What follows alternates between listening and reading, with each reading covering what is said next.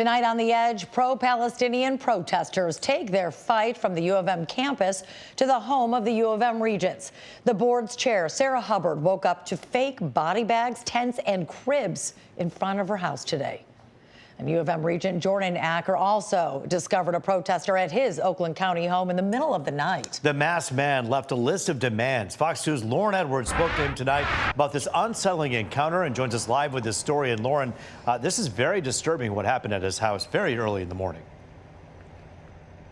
Absolutely a disturbing scene for that Regent, just to have someone he doesn't know appear at his doorstep early in the morning while it's still dark out.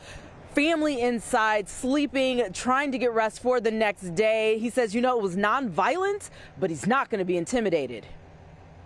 I have 3 young girls. It's enormously scary for my family.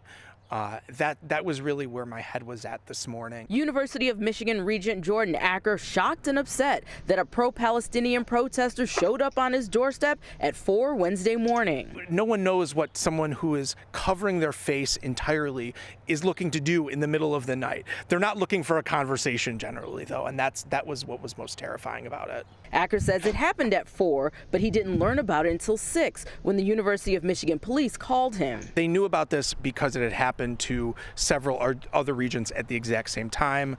Our Chairwoman Hubbard, woke up with a tent city and some fake dead babies on her lawn. This is what she saw. He says they were chanting as well. On his door, though, a man posted a list of demands. Some of the demands had to do with Israel, but others had to do with completely unrelated things like defunding the U of M police, things that about how we handle the endowments. He immediately gave his copy to police, who launched an investigation. The Graduate Employee Organization, among others, took responsibility for this. Acker, who's Jewish, says that he's met and spoken with protesters in the past, but recently stopped when some of the leadership called for violence. He says that's a conversation he's not willing to have, a line he will not cross. When you're a public official, you understand that people have the right to protest. It's our First Amendment, it's most important, but it does not extend to my home, and it certainly doesn't extend to 4 in the morning.